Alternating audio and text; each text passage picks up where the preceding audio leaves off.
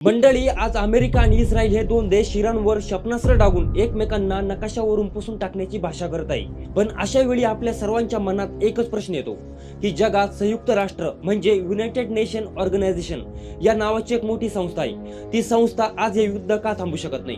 प्रथमतः संयुक्त राष्ट्र संघ म्हणजे नक्की काय आहे हे थोडक्यात समजावून घेऊ. ही संघटना म्हणजे जगातील सर्व स्वतंत्र देशांनी एकत्र येऊन बनवलेले एक असं व्यासपीठ आहे जिथे युद्धाऐवजी चर्चेने प्रश्न सोडवले जावेत अशी अपेक्षा असते. या संघटनेच्या स्थापनेमागे जगातील त्यावेळच्या महासत्तांचा आणि मोठ्या नेत्यांचा महत्त्वाचा पुढाकार होता.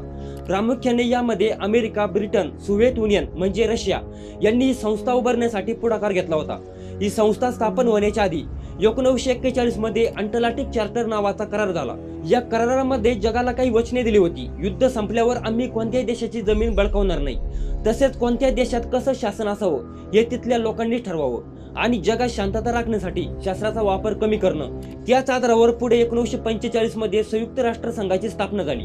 पण ही संघटना स्थापन झाली खरी, पण आज ती युद्ध का थांबू शकत नाही याचे उत्तर लपले आहे सुरक्षा परिषदेच्या रचनेत. संयुक्त राष्ट्राच्या सुरक्षा परिषदेत 15 सदस्य आहे. स्थायी सदस्यामध्ये 5 देश आहे, हे कधीच बदलत नाही, आणि अस्थायी सदस्यामध्ये 10 देश आहे जे दर 2 वर्षांनी बदलतात.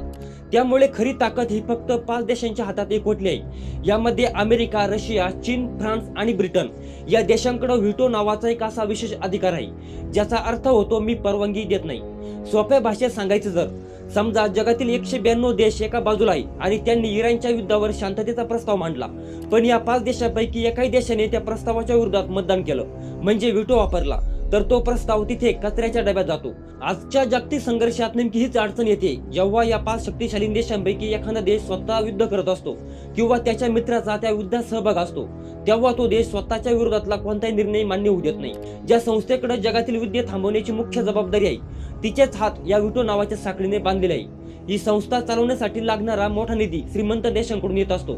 यामध्ये अमेरिका सर्वात जास्त पैसा देते. अमेरिका या संस्थेला एकूण बजेटच्या 22% हिस्सा देते. जेव्हा एखादा देश 22% पैसा एकटा देतो तेव्हा त्यांचं संस्थेवर नैसर्गिकरित्या वर्चस्व निर्माण होतं. जेव्हा रशिया स्वतः युद्ध करत होता तेव्हा त्यांनी स्वतःच्या विरोधातला प्रत्येक प्रस्ताव व्हीटो वापरून फेटाळून लावला. तर मंडळी, थोडक्यात सांगायचं तर संयुक्त राष्ट्र एक अशी शाळा आहे जिथे नियम तर सर्वांसाठी आहे, पण वर्गातील 5 श्रीमंत मुलं जे म्हणतील तोच नियम शेवटचा मानला जातो. विचार करा, जर उद्या आपल्यावर किंवा इतर कोणत्याही देशावर अशी वेळ आली तर ही संस्था आपल्याला वाचवू शकेल का? हा प्रश्न खरोखरच गंभीर आहे. तुम्हाला काय वाटतं? संयुक्त राष्ट्रात आता बदल करण्याची वेळ आली आहे का?